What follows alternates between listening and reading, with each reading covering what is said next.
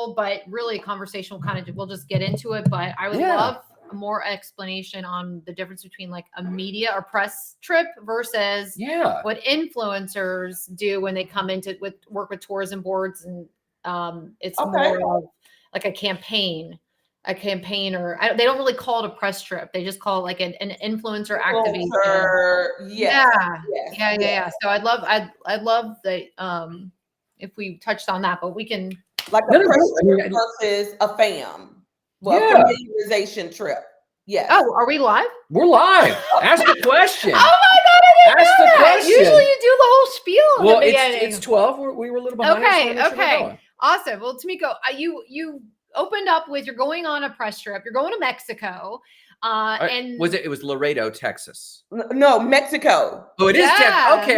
Mexico is not the Laredo in Texas, but is Loreto in Mexico. Okay. I'm going to look that one up.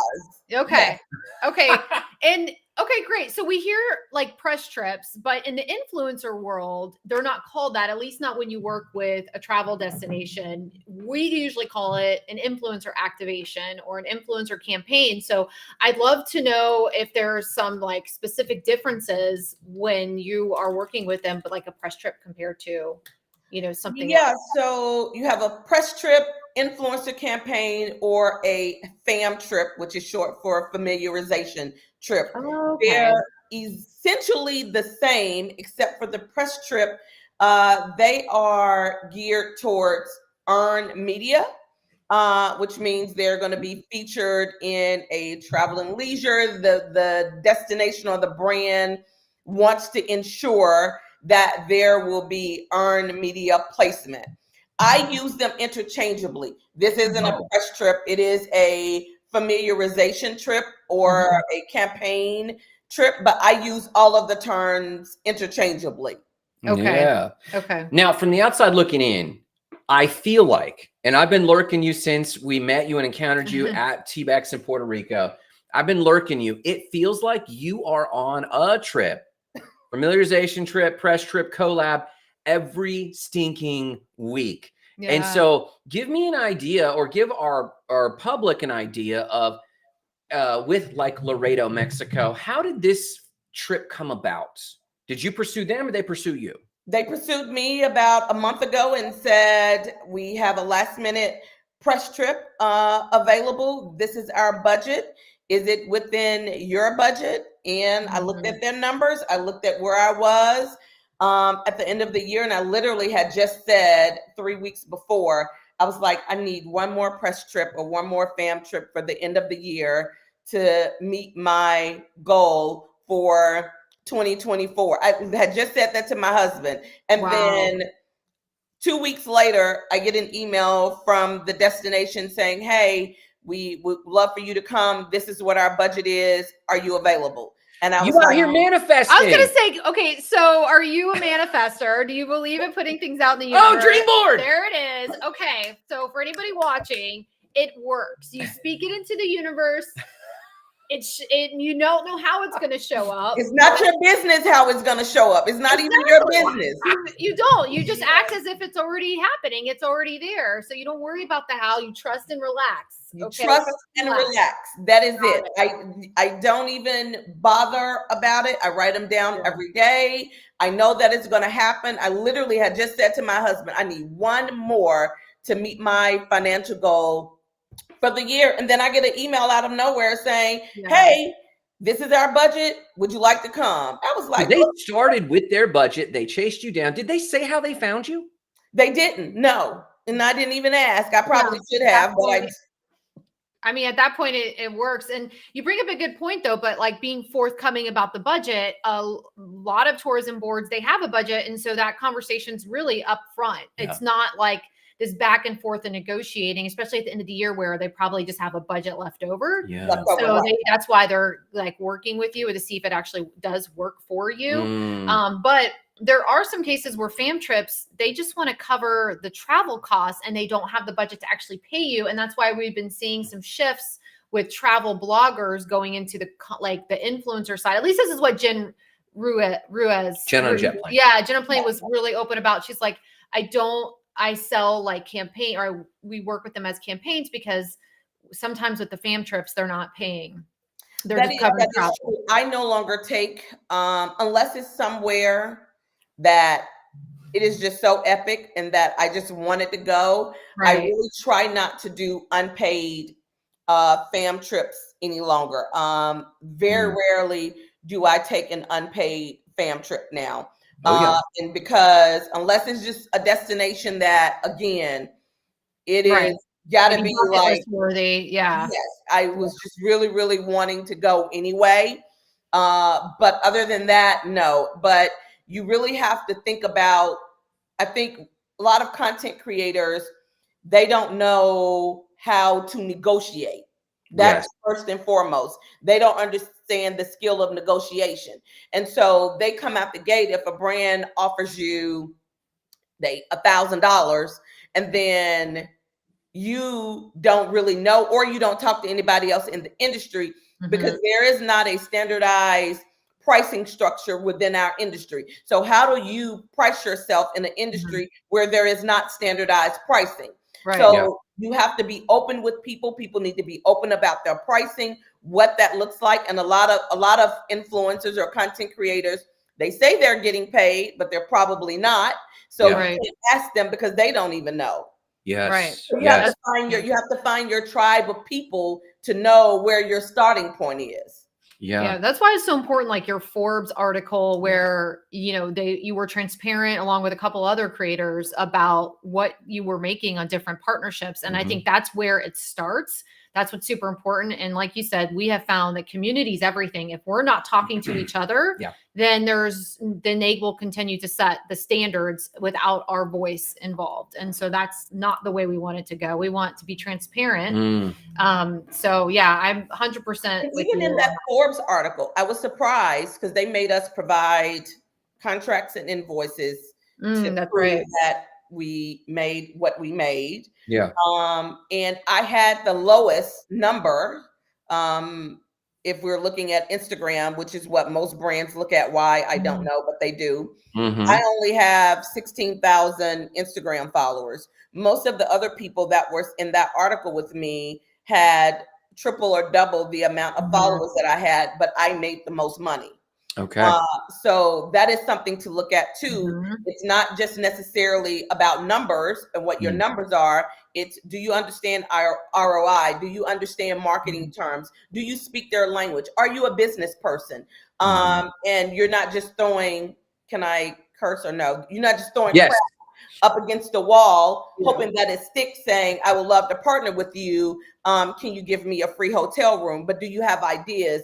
Can you put thoughts together? Are you speaking to them in a language that they understand? They have a day job. They have a performance review at the end of the year. So how are you going to make their performance review look good? And so you have to think of the people on the other end that you're conversing with. They have a performance review. So how are you going to help them look good to their boss? Yeah, exactly. Now, do you mind, and you can tell me no, do you mind giving us a range of what this random town that I've never heard of is paying and the deliverables you're offering? Are you comfortable with that? Of course. Yeah. Okay. Do you mind sharing that? The deliverables is, they just sent, it is 2 Instagram posts and 1 blog post. Oh, and okay. because I always, my writing is, I don't really, what's the word, promote. I use Instagram as a tool because brands want it, but my bread and butter is Passports and Grub, which is my blog. Passports and Grub. I'm going to post that. Keep going. Yeah, so that is what so whenever I can get an article in there, that is what I push. And they are paying roughly between $7,000 and $10,000. So that is the range that they are paying for the trip. That's fantastic. I love that you're mentioning a blog. I mean, that's something what we're really trying to help influencers understand, is that your social platforms are great, but you need your own website. Even if it's just for your online media kit, but we have them build blogs too, because that is still super valuable, especially for fam trips. They want to see that there's some SEO Right. you know, in there, and it's not just limited to like A social media post that is, once the algorithm gets a hold of it, it's short-lived. it's right. And you know, I teach SEO, that is, and so I understand the importance of writing in articles, and as content creators and as brands, they need to understand the importance. And it's my job as a creator and an educator to, when I'm talking to brands, to also educate them on the power of SEO and writing. Yes, I'm not opposed to social media by any means, but if we're talking dollars to dollars, it makes more sense to invest in someone that is going to write for you, that is going to rank, and that it is going to be on their platform year over year over year, versus spending $10,000 on 2 reels, and after how many, I don't know, what is it, 48, 72 hours? Yes. Is about what you have. Right. Yeah. Yeah. The life of that is kind of wears out quickly. And that's actually why we like YouTube Shorts, because there is some search engine optimization of YouTube in general, but shorts too. Yeah. Just because of the Google search bar. So you have a unique view that not many that our followers very rarely get to hear from. And that is bloggers. We were able to interview this Latina Travels, but I think she has a website and a blog, but I don't think it's as well established as yours is. And I would be remiss if I didn't mention that you've been writing an SEO strategist for a long time. I got mad respect for that. I have a web design company, and, you know, they want a website, but what they really want is SEO. Right. We know that. So when you talk to a brand like Loretto and you make this pitch of like, hey, I know you thought you were coming at me from some socials, but let me also season this a little bit. Right. I'm going to write a long form post for you. Do you talk about current site visits and long tail and backlinks? What are some of the features that you're pitching when you pitch that blog? One of the first thing I do is I do keyword research prior to me talking to the destination. So once I do the keyword research, because what they think they want to talk about might not be what people are necessarily searching for when they come to that destination. And again, it's my job to educate the brand. Sometimes people that are in these positions, they don't know what they don't know. And so we have to really see ourselves as educators as well. And I keep saying that because so many times we just go in and we hear what they say, and then we try to mold what we're going to give them into what they want. But we have to also educate. And so I do my homework. I figure out why people are coming. Is it a pass-through destination, or are they coming to that destination? How can I weave that into my content? One of the things that Google sees me at, you know, I consider myself a luxury content creator. Google doesn't see me as a luxury content creator. Google sees me as a safety creator. And I still write luxury stuff, but if I write something on, is this destination safe? Is it safe to go to this? It will rank immediately. But if I write something on luxury, it may not, depending. I have to weave it in there. But so I have to, then I go to the destinations. If I write about, especially a destination like Mexico, right? Or write about, is it safe? Solo female safety, it will automatically rank. Those destinations need that. They need for people to see, is it safe? So I lead with data, with what I know I am going to provide for them 100%. So if you lead with data, you can't go wrong. Okay. We're going to quote you on that. Yeah. That's our clip. That's one of our short clips. That's going to be a clip. Definitely. So you draft this blog post. Tell me about your process a little bit, because you have committed to 2 Instagram posts. Are those reverse engineered from what you're planning on doing with the blog post? It's not. So I've been doing my research, and I'll create all of the content while I'm there, and then I have a VA that pulls it all together for me. So I don't create any of my reels because I hate Instagram, but so I let somebody else do all of that fun stuff. So I look at what it is that they want to focus on and also what I am good at, which is going to be the safety. And then there are a semi-luxury destination. So it's going to be me looking fabulous in my caftans and probably my Fendi bathing suit or a YSL looking like a lady of leisure that I am. So that will be that portion of it. And then the blog post will talk about safety, how to get there, solo travel. I will give them best luxury places to stay in said destination. So it'll all come together in a safety plus what they want to highlight, which is they are a luxury destination for women. I bet, and I'm willing to bet that when you start dropping knowledge bombs on them, like, oh, here's the keyword research I realized, and here's something that you might be thinking X, Y, and Z for a campaign, but they're probably used to jokers coming through going, could I get a free stay? And suddenly they got Miss Brainiac here, you know, and I bet you make people's brains melt. Do you get a lot of like callbacks and referrals from this sort of level of engagement? You know what? I do. And it is, and really when it comes to content creation, it is over deliver, at least for me. Mm-hmm. It is over deliver and under promise, because I want not a one-off with the brand. I want to come back for, I just had a brand, and it isn't even a travel brand. It's a spirit brand. They just sent me an email on Friday and said, hey, we're working on our 2025 budget.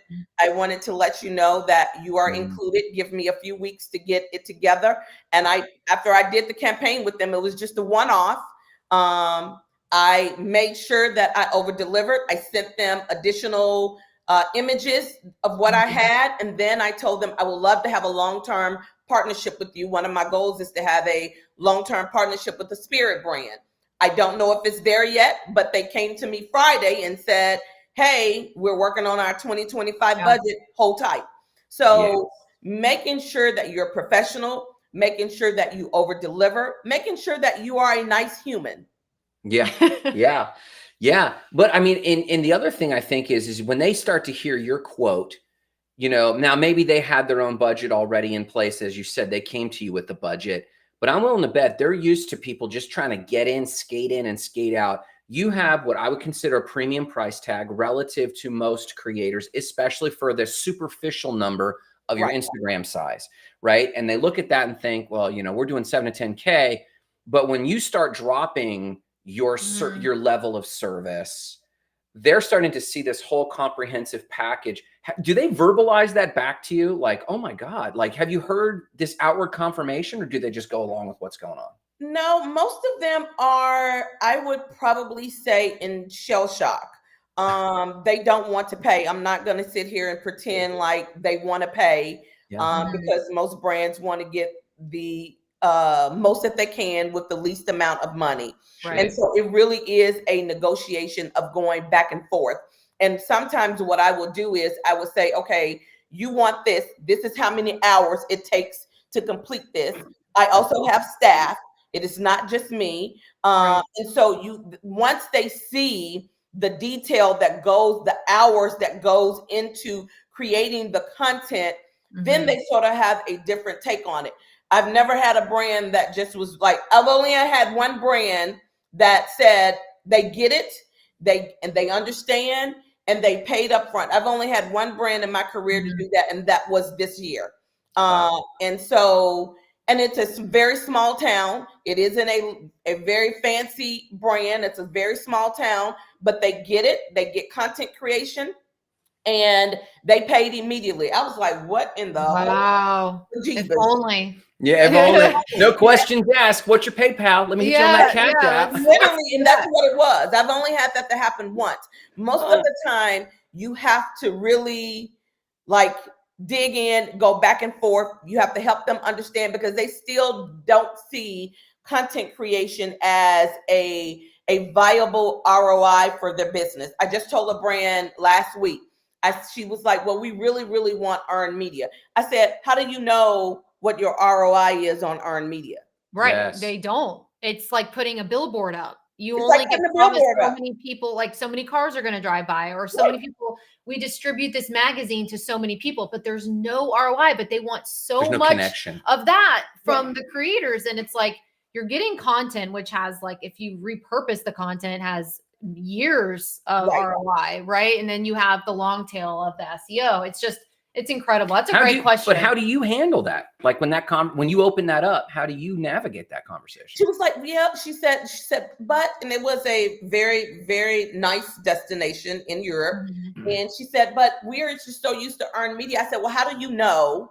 I said, I'm not trying to be disrespectful, but how do you know what your ROI is with earned media? And she said, well, but it's earned media. I said, but how do you know? How many people can you go back and say, because my destination was placed in travel and leisure, that this many people came to said destination? You don't. No, You're guesstimating. You're hoping. It's one of those situations where it's always been this way. It's just always the way we do. That's exactly exactly the way we what do it. And you go into you go in these industries, and it's like, well, somebody needs. This is their readership basis. Yeah, you know? and it's like here comes along influencers, and they're really. I mean, if anything, we're breaking open these old theories that work, and it's just because we were told that for so long. Yeah, if they're like, I said to her, my response to her was, you can either do what you've always been doing, or you wouldn't be with me. You wouldn't be on a call with me right now if things were going the way that you thought they were going. Really, right now, brands have to decide, because influencer marketing isn't going to go anywhere. So, and we all know that readership views for magazines are down. So you have to decide, am I going to get on this train now, or am I going to wait and then it's going to be too late and my brand will have suffered because I didn't want to market in a new way of marketing. You know, you don't see Coca-Cola saying, oh, we're not going to market anymore because we're Coca-Cola. And we're only going to use print ad because that's what we've always done. Right. It's their biggest line item. Yeah. Travel brands have sort of said, this is what we've always done. And so we don't know any better. Yeah. So, okay. I would be remiss if I didn't circle back to nerd alert moment here about manifesting and goals. You said, so you might not know this, but I have like my own kind of personal brand, and it's around goal setting and goal coaching. So no one says it as forwardly as you. You had a goal at the beginning of 2024. Can you share that goal about as it came to paid collabs or these trips? What was the goal? The goal this year was 6 paid brands with travel destinations, and I wanted to move into lifestyle. I wanted to start moving into lifestyle, and one of them was to have a collaboration with a spirit brand, because everybody knows I love cocktails. That's my jam. I can whip you up a cocktail, and I wanted to have a long-term partnership with the spirit brand. So I got into this. With the spirit brand only came in September. So I had I had the 5 travel destinations done.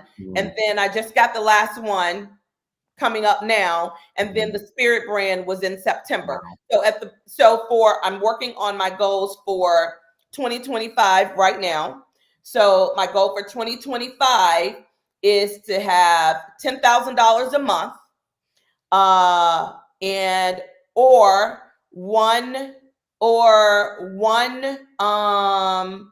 one travel destination per quarter that equals that amount.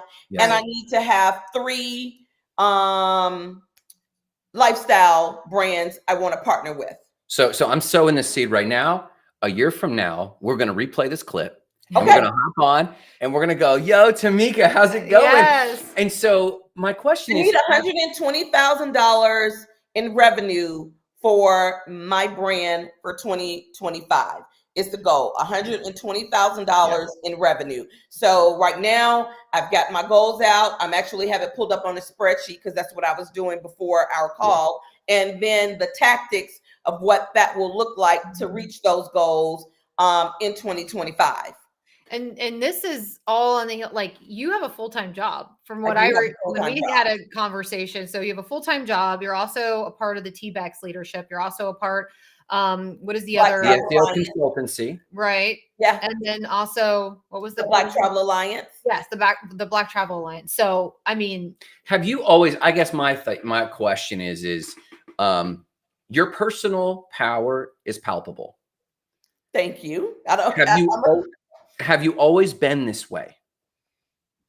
I have, I believe. I have learned to channel my energy in a more positive way.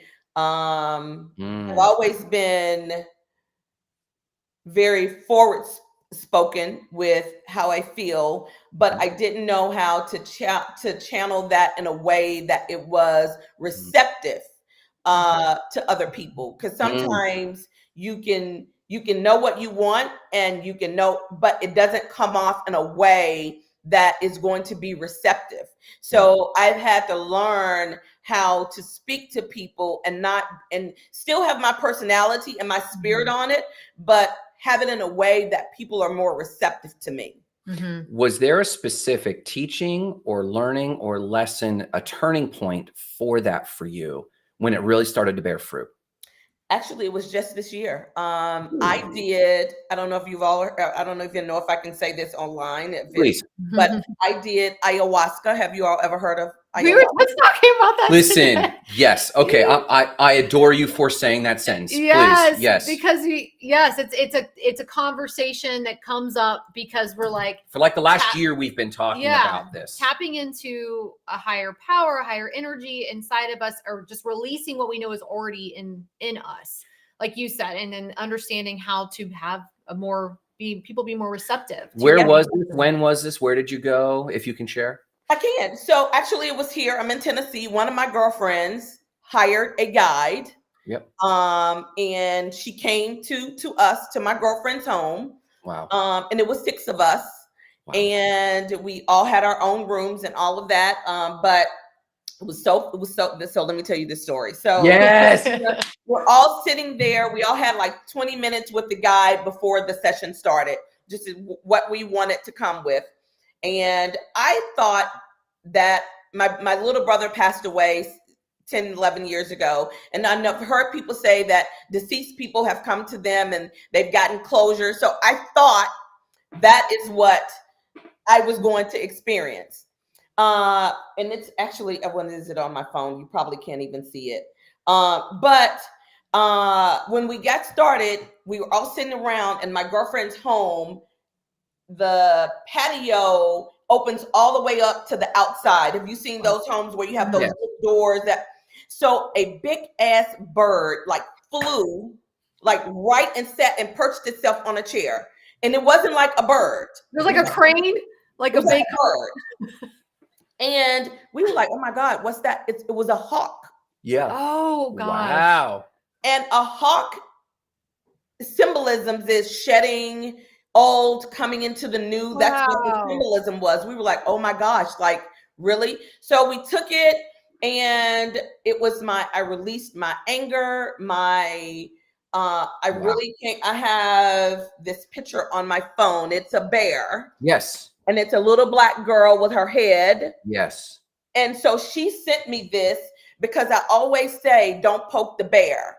Mm-hmm. And so she sent me this during our session about how not to be aggressive and abrasive. And you don't always need to have this persona and how you can be a nice person. Not that I wasn't nice, but I probably came off as a little aggressive about what I wanted and not really knowing how to tone down this energy that you see. Wow. And so it was a phenomenal, I want to do it again. I am a completely different person than what I was 3 months ago. I never knew that you could hire somebody. Like, I don't have to go to like some country. I do want to go to Peru and do it though. Okay.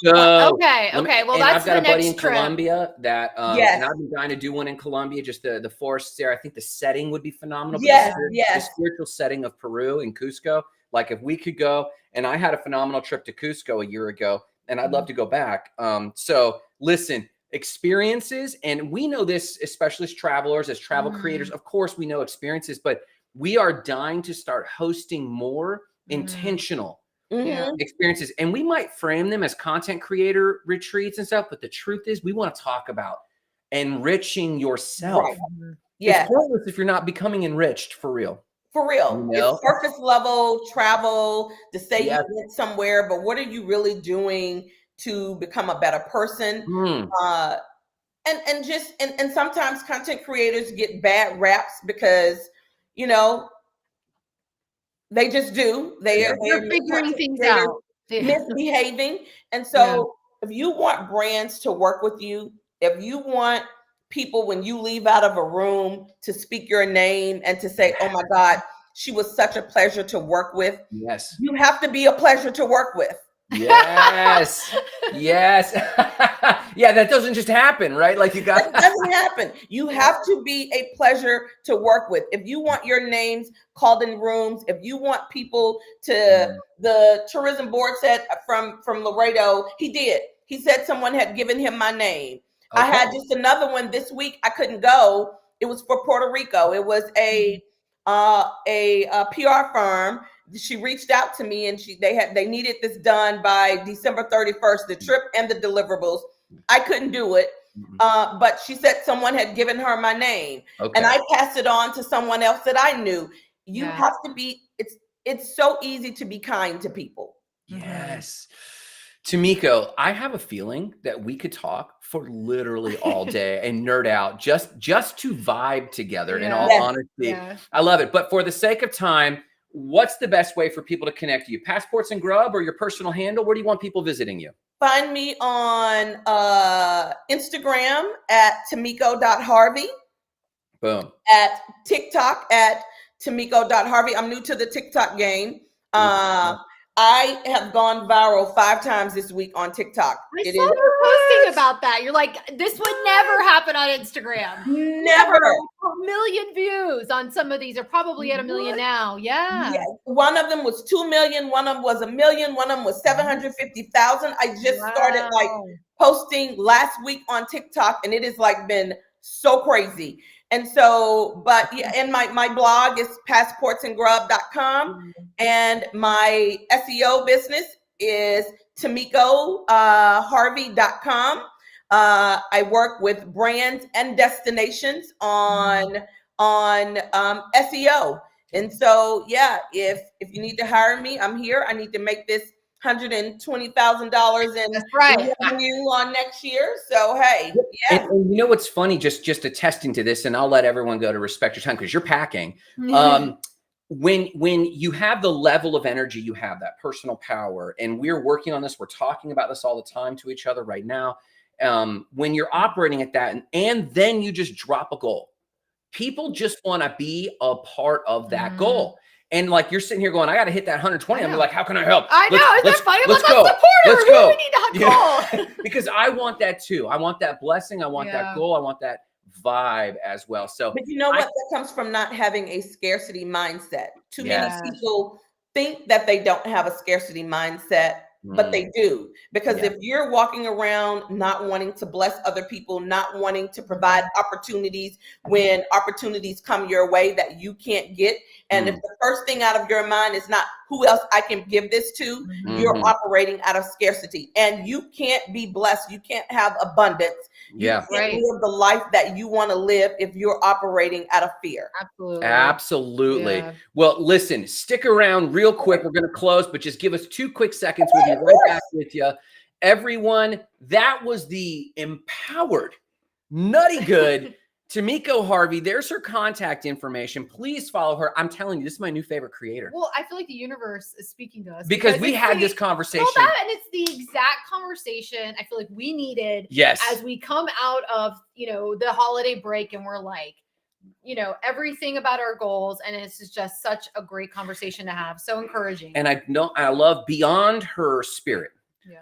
I love her desire as a coach and trainer consultant. She's been doing this obviously for a long time as an SEO coach. She's helping TBEX go. So listen, you cannot learn from anyone better. Check out Tamiko Harvey. Yeah. Follow up with us next week. We should be silent, right? Because every other week, is that where we're at right now? We don't know. We'll announce it. Get back with us. We appreciate you guys so much. Thanks for being around. And please do check out Tamiko Harvey or tamikoharvey.com. And we just are so grateful for her being on. Have a great week.